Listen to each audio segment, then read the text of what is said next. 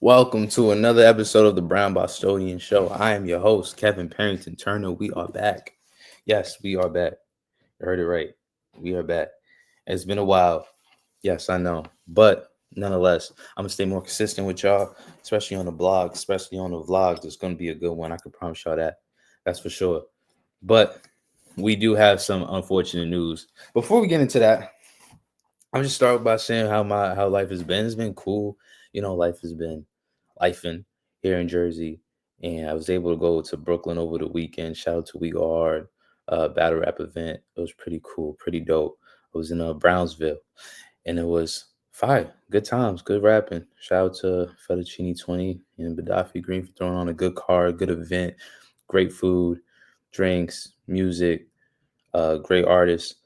Shout out to Chess. Shout out to Jay. Shout out to Rubando. Shout out to a bunch of people that I've met along the way for the past couple of years, and they're great lyricists, great writers. I had a great time. Got back home Sunday. Shout out to my friend who let me crash at their place. Um, Hung out in Harlem a little bit, but yeah, it was cool going to New York. It was fire. It was dope. But over the weekend, my Celtics, man, if y'all been following, the Celtics have been struggling. There's been a lot going on. They won on Saturday, a blowout game. And that was the same day I went there. And when I took the train to Penn Station. It was right after the game was over. I didn't know. I didn't want to check who was winning.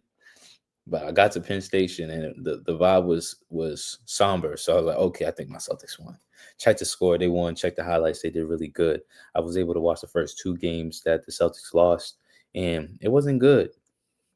It was not a good time to watch it. They just kept losing leads, but I don't really care too much about losing 20-point leads. It's basketball. It's a game of runs, a 24-second shot clock.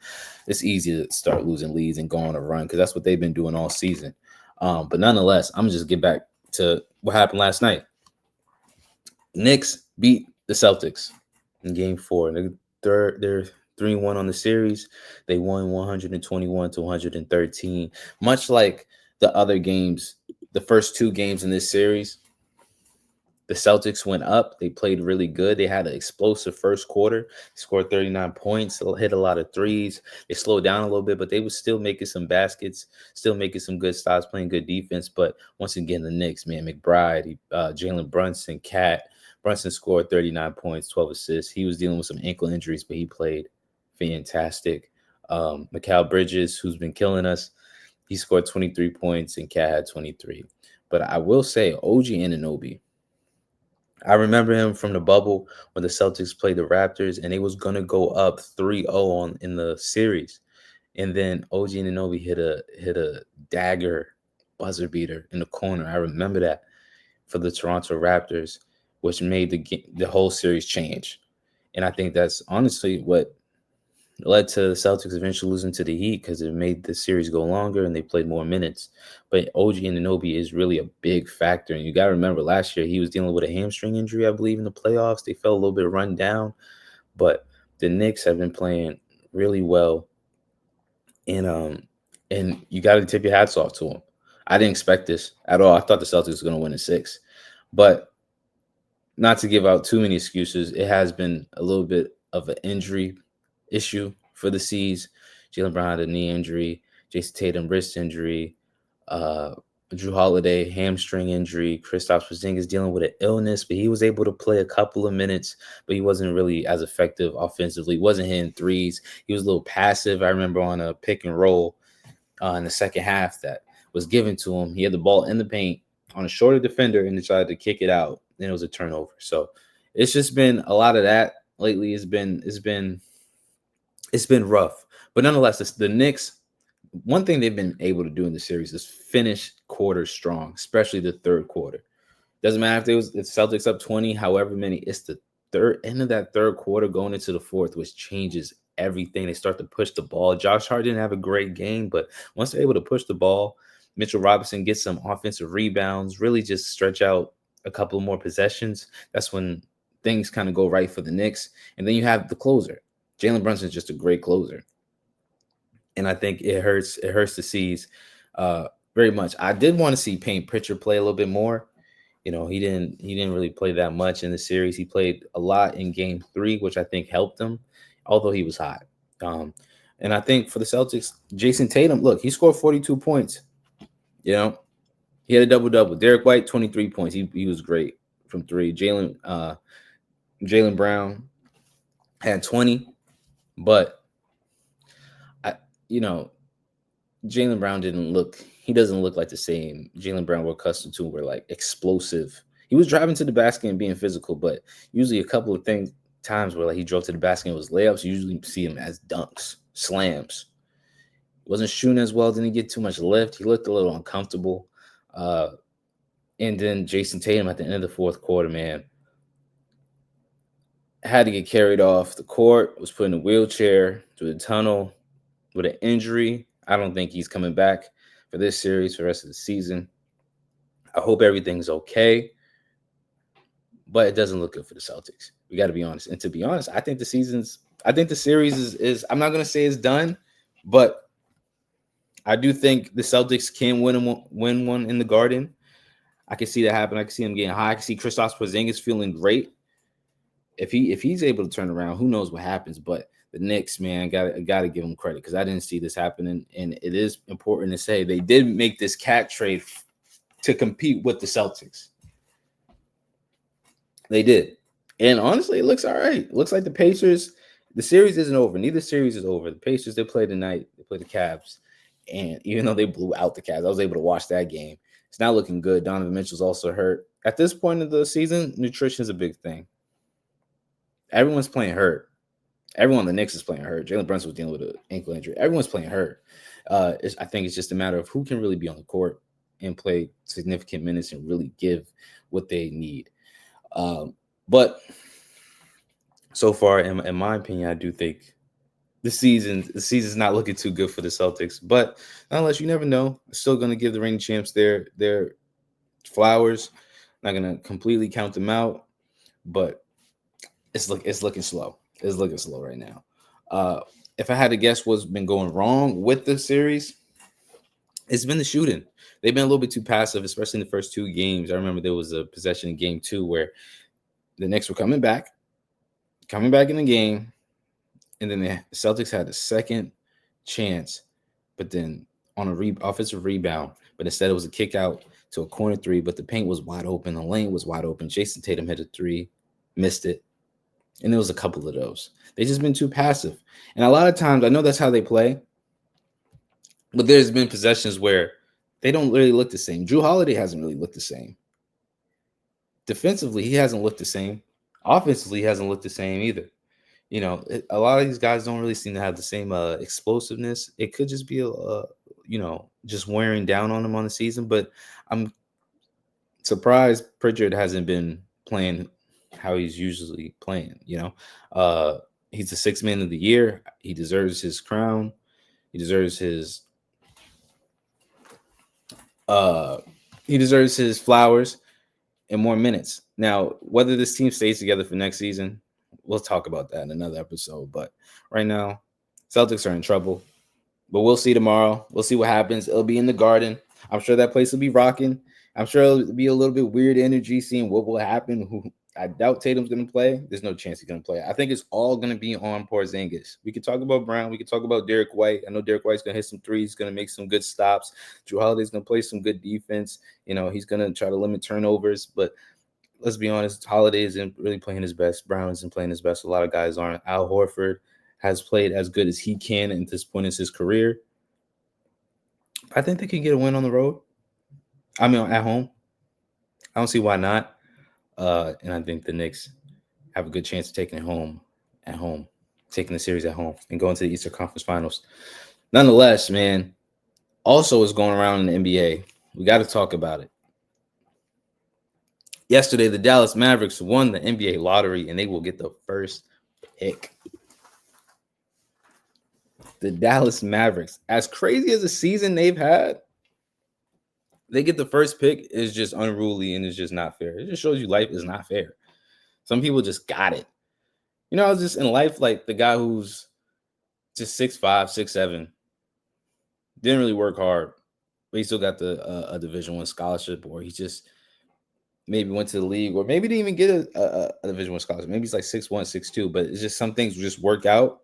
I don't know why I'm equating it to height so much, but like there's just some people that things just work out for. I think the Dallas Mavericks just have that with them right now. When they had Luka and then they had Porzingis, and then Kyrie. Now Kyrie was hurt, but you still got Clay. You still got Clay. You still got Davis, and now you have the first pick.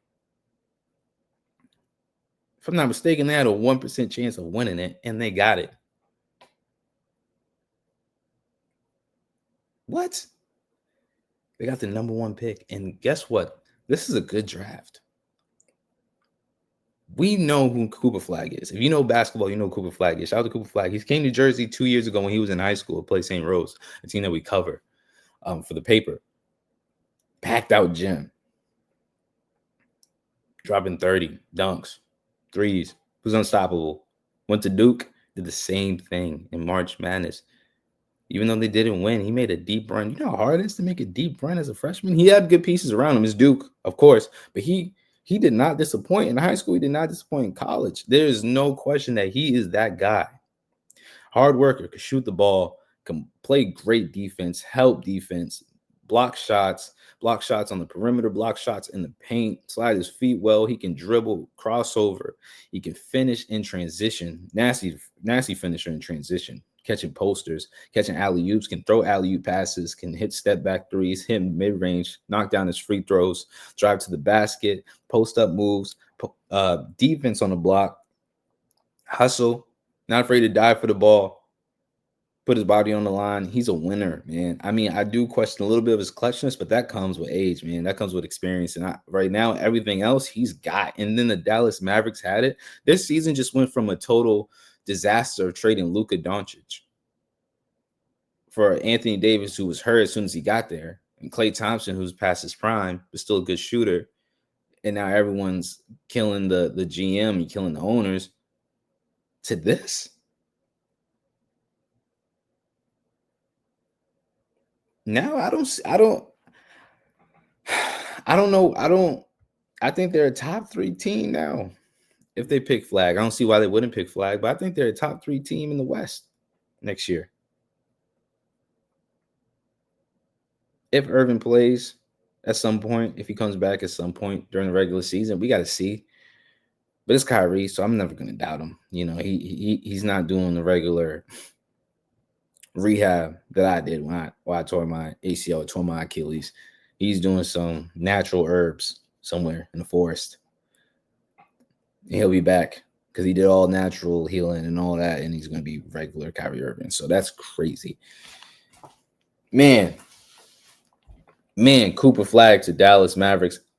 I have seen on Facebook the idea of the Mavericks trading that pick. Because what is that young man going to do with a bunch of veterans who kind of past their prime, might not have a chance to win a championship? I thought that was interesting.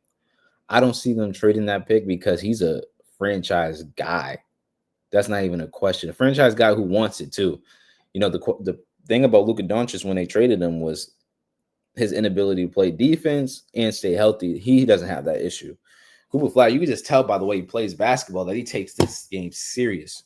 As serious as possible. You won't have to question him to get to the gym, eat right, lose weight. He does it. He does it. Same size. Moves faster, athletic, shifty. I don't see him trading this pick. I don't see why you would if you want to trade away Thompson or maybe the high flyers they have on that team, that tall guys. Man, I wouldn't trade nobody. Don't trade nobody. I don't even know why they said that. If I'm the Mavericks, I would not trade that pick. You got a future in your hands and with some all-stars and some young guys who want it, man. Don't trade nobody. Nobody. You hear me? Next, we're gonna stay on the NBA draft. Number 2, Spurs got it. And I would have loved to see Cooper Flagg go to the Spurs, but without Popovich, shout out to Popovich, who retired, legendary coach, done so much for the game of basketball and just as a human being. I never met him, but he seemed like a really down-to-earth person that understands that, you know, the game of basketball helps so many people in different ways, but it is still just a game, and there's more important things in life and people go through. Seemed like a philosopher in many ways. Nonetheless, the Spurs got the second pick. Listen, Dylan Harper or Ace Bailey, If I'm the Spurs, I pick, when you got De'Aaron Fox there, you got Wemby, who season ended short due to blood clots. So we got to see how that goes. But you got some really good guys on the team, with Chris as well, CP3. I think ESPN has Dylan Harper at number 2, and don't get me wrong, because Dylan Harper, I got a chance to watch him here at Rutgers, because that is also a team that we cover. I got a chance to see him. He's NBA ready. I got a chance to see him in high school. Actually, he was in high school 2 years ago. He's from Jersey. I got a chance to see him 2 years ago as well. He's NBA ready. He's NBA ready right now, and that's not even a question. I was just on the phone with Stoop Kid. Shout out to Stoop Kid, producer, making a bunch of beats, with a bunch of big artists too. Childhood friend. We were just talking about it, and I think Dylan Harper, if there was no rule that you had to wait a year to get to the league, I think Dylan Harper would have went straight to the league out of high school. Son of NBA vet, retired. Ryan Harper, Ace Bailey, but I pick Ace Bailey if I'm the Spurs. You already got a good guard system. Wemby, I know. He's one of a kind, but I think Ace Bailey has a higher ceiling that if you conform it right with a guy like Wemby, who's also early in his career, De'Aaron Fox, who, he's entering that I got to win now stage of his career.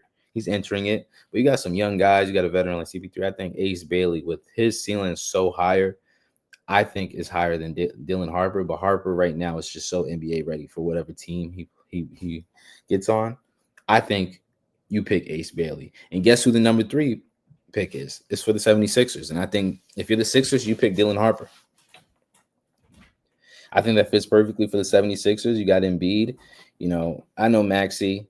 We got to see where he's at with it. But I like having another guard like that for Harper, and then having Embiid in the paint and doing what he does if he could stay healthy.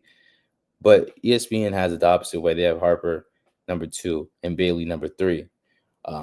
But I think it's interesting. It's going to be a great draft. I don't think there's any question Cooper Flagg's number 1. And to see 2 Rutgers guys beating 2 and 3 would be crazy. But there we are.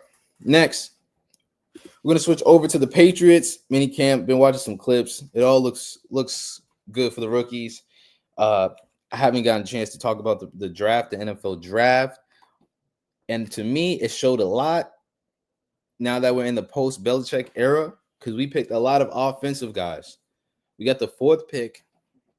And although I don't love picking a guy in the trenches when you got a top 5 pick, we needed one. If Hunter was still available, it would be different. And we don't need another quarterback. Now we have Drake May. So they picked up Will Campbell from LSU, offensive tackle, 4th pick. He seemed like a guy that's going to help us automatically, right off the rip. I like his energy. Say he's willing to die to protect the quarterback. I like him. I do. I think it's really good. And also, the 3rd round pick that the Patriots picked up for 95th pick, 3rd round, Jared Wilson from Georgia, center. Man, I like it. They're picking up. They spending a lot of these early draft picks on offensive guys. Their 2nd pick was TreVeyon Henderson, running back, 38th. I like it. I think still having Ramondre Stevenson right there, that adds to the good running back core. And then they picked up a wide receiver, Kyle Williams from Washington State, 3rd round, 69 pick. We're gonna have to see what happens, but I like where the direction is going for the Patriots. I love it. You had a rookie quarterback that you didn't put in too early in the season. You put him in the middle of the season, saw what he can do. He showed that he can use his feet. He saw that he can make some accurate throws, some accurate passes, that he can withstand losing and still talk to the media the right way, not throw his guys under the bus, mature. And now, all right, we know we need an offensive line because it was terrible last year. So that's what they got. That's what they went out and got in the NFL draft. They got some young guys that are offensive linemen, and they got them some pieces too, some wide receiving pieces and a running back group. So they're focusing on the wide receivers. They're focused on the running backs. They're focused on all offense, and I love it. I love it. Obviously defense wins championships, but I think in New England, we're kind of tired of seeing bad offenses be carried by great defenses because it's a new age. It's a new age of football. If we're not going to win a Super Bowl, I don't expect us to win a Super Bowl for the next couple of years. I expect us to be in it in the AFC East, and we can do that with a good offense to keep things interesting. Put up some points on the board. And Drake May could definitely put up some points on the board, man. So interesting to see. Boston is light at the end of the tunnel, man. It's light at the end of the tunnel. Red Sox, I had to talk to my mom. Maybe bring my mom on the show. She loves watching the Red Sox more than me.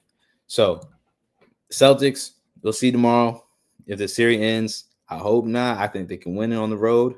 I mean, at home. I keep saying on the road. I think they can win it at home, but we'll see. And for the Patriots, I like what I'm seeing. I like how they handled the NFL draft. I think they had one of the best drafts, but I think they're the team that had one of the best drafts this year. So, one of the best picks. I appreciate everybody for tuning in. I'm going to try to vlog more. I'm going to try to blog more. Check out AsburyPark.com. Check me out over there. Check me out on thebrownbostonian.com. Please like, subscribe, comment, do anything you can for this. I appreciate it very much, man. I appreciate y'all. Very much. I'm going to be more consistent. I promise. And putting out more content, more sports takes, more everything, even battle rap stuff. This past weekend I'm in. August is going to be crazy. I can't tell you now, battle rap wise, but August, it's going to be a good one. So I appreciate y'all. Thank you for tuning in. It's the Brown Bostonian Show. I'm your host, Kevin Parrington Turner. I will see you next time.